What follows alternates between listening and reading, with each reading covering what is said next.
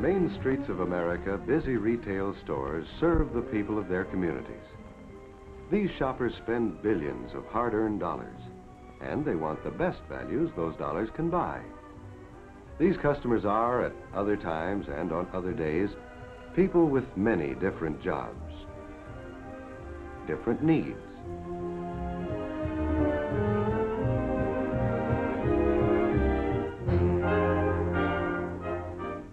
The retailers of America serve these people well, providing a wide variety of merchandise of good quality at reasonable prices. This service is made possible largely by the quality control methods used in modern merchandising. Making a purchase is a comparatively simple action. However, it takes a great many creative, mechanical, and scientific processes to make a piece of merchandise fit a precise human need. Behind a package like this one lies the dramatic story of how retailers study and meet the needs of their customers. Shirts, for example.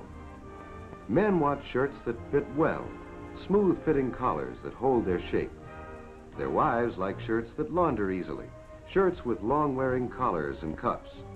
And what customers want, the retailers provide.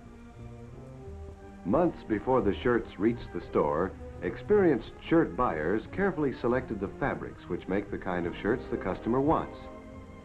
Samples are laboratory tested, and only those that meet the required standards are accepted by the buyer.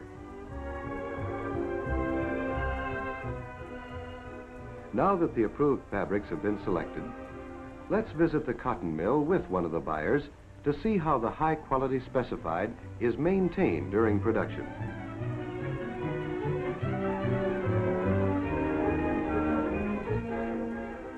At the mill, the raw cotton goes through many processes. This is the combing operation, which combs the long fibers parallel and removes the short fibers and waste. In the drawing operation, the combed fibers are drawn out to greater length. These processes help improve the appearance of the finished fabric. Spinning draws and twists the fibers into yarns of the desired size and strength.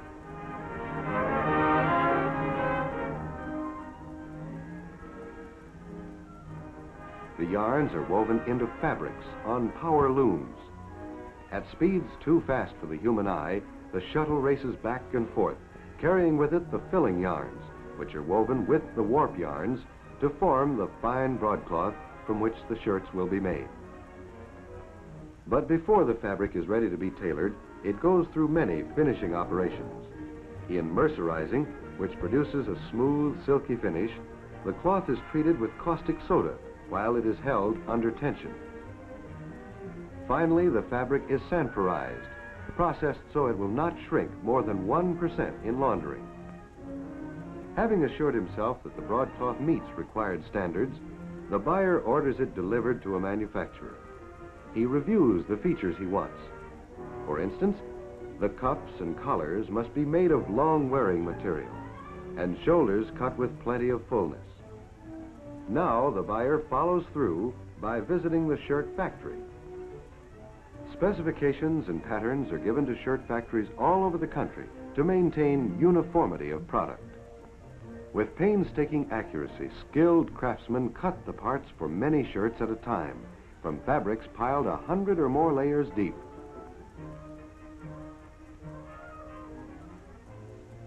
Permanent collar fit is built in on these machines, which remove every last bit of shrinkage.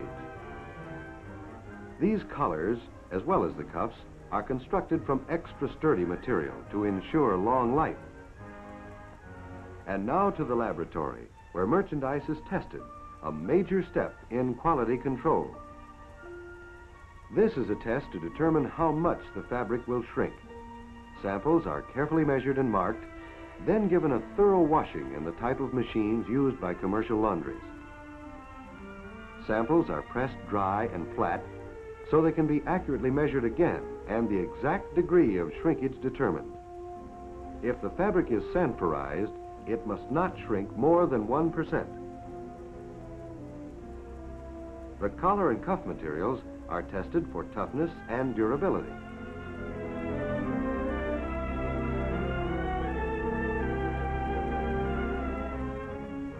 A thread count of both warp and fill is made to be sure the broadcloth contains the required 220 threads to the inch square. Even the buttons are tested to make certain they will not break in the power presses used by commercial laundries.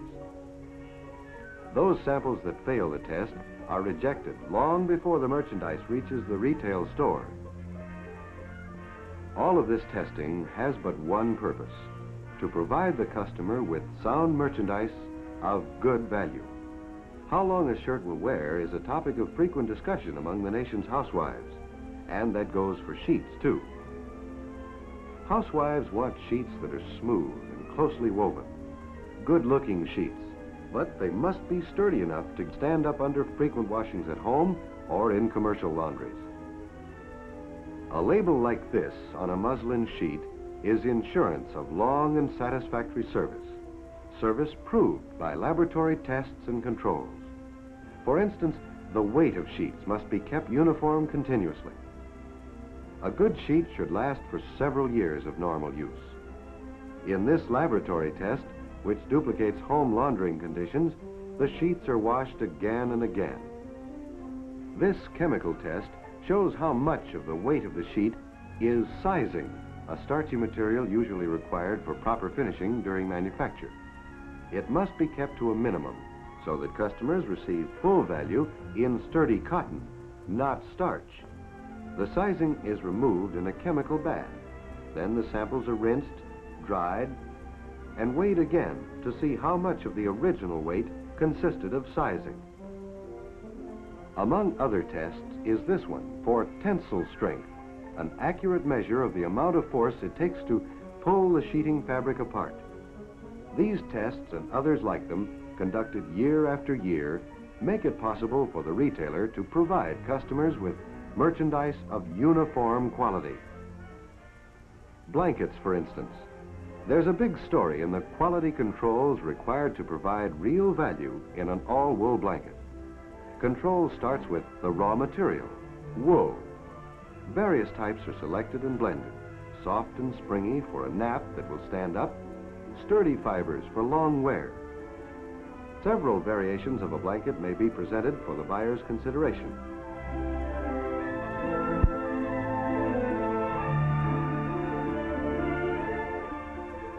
Laboratory tests of samples guide the buyer in determining the final specifications he gives to the mills. But quality control doesn't end there. It continues all the way through actual production. The buyer makes periodic visits to the mills. Control starts with the first manufacturing step, the scouring process. Raw wool is thoroughly cleaned and prepared for later processing.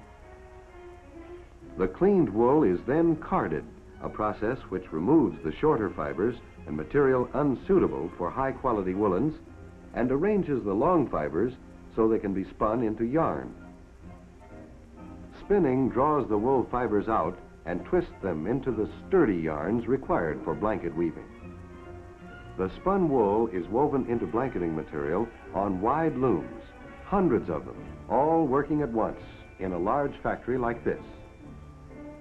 The blanket fabric is washed thoroughly to remove the dirt and processing oil, so it will take the dye evenly.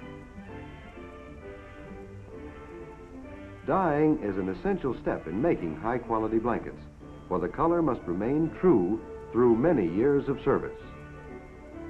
An on-the-spot check by the laboratory head indicates the importance of this chemical treatment, an effective protection against moth damage. The dyed fabric goes through the napping machine, where the familiar soft, fuzzy finish is produced. The warmth of a blanket depends, in large part, on the insulation provided by millions of tiny air pockets in the nap. Finally, the fabric is cut into the proper size, then the blankets are bound and folded, ready to start on their journey to the retail stores. Production samples must pass many tests, including strength, weight, shrinkage, color fastness, before the finished merchandise merits this laboratory tested and approved seal. Here's how the laboratory tests that most important quality of a blanket, its ability to retain warmth. to keep the customer warm. The technician establishes the amount of electricity needed to keep this cylinder at body temperature for 1 hour in a refrigerator set at 30 degrees. The cylinder is then wrapped in a sample piece cut from the blanket being tested and replaced in the refrigerator.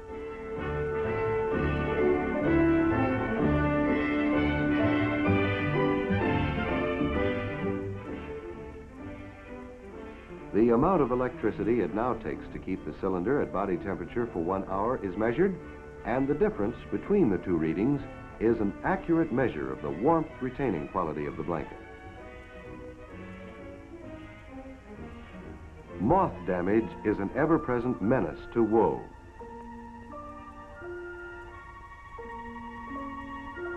The hungry larvae of these flying moths can ruin a blanket. But moth damage can be prevented by treatment with Ammuno, one of several tested processes known to be effective. These 2 sample strips of blanket have been exposed to the action of moth larvae for the same length of time. The nap of the untreated sample has been practically eaten away, while the treated sample remained untouched despite the presence of larvae like those you see here. To make sure that sufficient moth-resistant chemical has been used, samples from every production lot are tested. The samples are dissolved in acid, distilled, and the resulting distillate analyzed to provide a positive check. These tests provide a steady stream of facts and figures which finally take their place on labels like this for the customer's information and protection. Now, let's see what has to be taken into account in producing shoes to meet the customer's needs. Just imagine what it takes to make a shoe which can take the treatment it gets from an active growing boy. And at the same time, children's shoes must be designed and made to allow the foot to develop, but not at the sacrifice of appearance. And speaking of appearance, that's the #1 requirement in women's shoes. Yes, shoes are big business. American retailers sell nearly 500 million pairs every year. There are hundreds of styles, sizes, and varieties for men, women, and children, for people of varied tastes, different incomes, and many occupations. Providing what the customer wants is the prime concern of the shoe buyer. He considers carefully many styles and designs and discusses all the details with the shoe manufacturer. Sole materials are selected with particular care. To ensure good service, leather soles must be cut from that part of the hide known as the bend. Bend leather is better because the leather fibers are closely knit.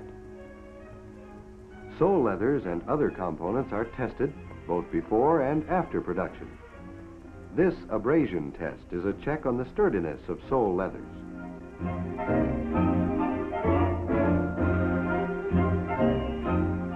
Shoes are taken from production and brought to the laboratory where sections are punched out for testing to see if the shoes have been properly sanitized, a process which reduces damage from perspiration and limits the development of odor by retarding the growth of bacteria and molds. Sanitized helps keep shoes hygienically clean and tends to make them wear better too. Samples are placed on a culture medium which has been inoculated with a known active bacteria. The bacteria are allowed to grow and develop. Meanwhile, let's see how the treated leather resists molds. 2 sample strips were kept in contact with mold spores.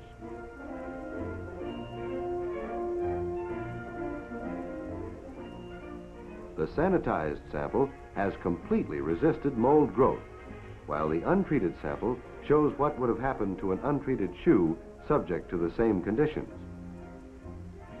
Now, here are the results of the test made with bacteria. Note that they've grown right up to and under the untreated samples on the left, while the treated samples have remained unaffected. Sanitized has actually created a sort of safety zone, the clear circle around each sample where bacteria could not and did not grow. This process is especially important in work shoes. Quality control applies not only to work shoes, but to work clothes as well. Just think of the service they must provide. Work clothes must be planned for unusually hard wear, strong fabrics, tested fasteners, reinforced seams. They must be designed for comfort and utility as well. Each trade requires its own special kind of work clothing. Each workman wants his clothes made so he will have easy access to the tools of his trade. The matched set of work clothes is popular and practical for many kinds of jobs. Colors of pants and shirts must match. Neat appearance depends on proper fit. To ensure proper fit in clothing for men of many builds, more than 50 different patterns are carefully made in graduated sizes. The buyer has master patterns made to his specifications. These are sent to various manufacturers, enabling them to produce work clothes of uniform size and quality. Buyers specify quality of the fabrics and the many other items that go into garments: pocketing materials, zippers, buttons, tags, labels, rivets, and buckles. Before these materials are approved, they are thoroughly tested and checked in the laboratory for wear, washability, strength of seams, and other factors. Another kind of test of great importance for certain fabrics is the flammability test. Practically all clothing fabrics will burn, but how fast they burn is the measure of their relative safety. Samples are dried in an oven, cooled in dry air, then mounted in the tester.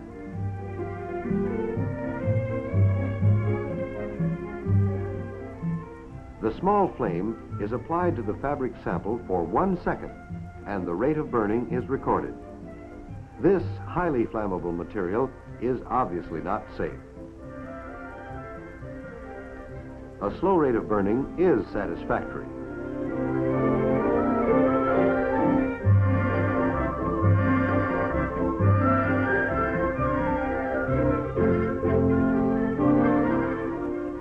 This particular sample did not even ignite. Another type of testing controls the quality of rainwear. Fabrics tested by this hydrostatic pressure device must remain waterproof for at least an hour under the pressure of a measured column of water. This spray test makes sure sufficient water-repellent compound has been used to give the fabric adequate protection. This test duplicates various rainy weather conditions to see whether the fabric construction and its water-repellent finish are suitable for use in rainwear. Materials can be subjected to a spray equivalent to a light shower, a moderate rain, or a heavy rainstorm. Laboratory quality control is applied to many other fabrics too. Yard goods, for instance. In the yard goods sample room, buyers, manufacturers, and artists meet to plan production. Color, design, and style trends are the subjects of constant study and discussion. Hundreds of new prints are brought out each year. Designed and produced especially for the thousands of women who sew at home, these fabrics are not only excellent dress materials, but can be used for curtains and the many other things a clever woman can make at home. And now let's see what is done in the laboratory to ensure customer satisfaction. For one thing, these fabrics are tested in a laundrometer, a scientifically designed washing machine for laboratory use. The individual samples to be tested are attached to white test cloths and put in separate jars containing steel balls and a solution of soap and washing soda. These tests can be varied to duplicate different laundering conditions. They can be agitated, like this, for 45 minutes at 160 degrees to see whether the fabrics may safely be sent to an ordinary commercial laundry. To see the results, samples are removed from the jars and examined.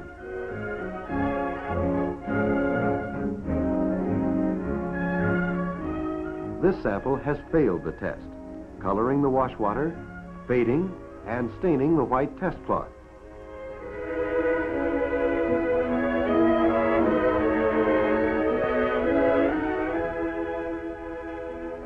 This higher quality print has come through the test with flying colors, not a trace of fading or staining.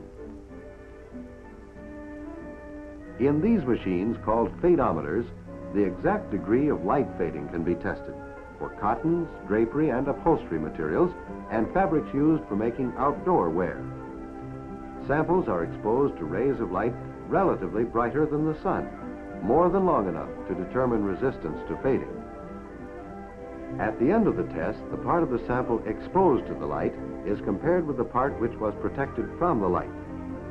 This sample shows considerable fading and will be rejected until a correction in the dye has been made. But the other sample has not faded at all and will be approved.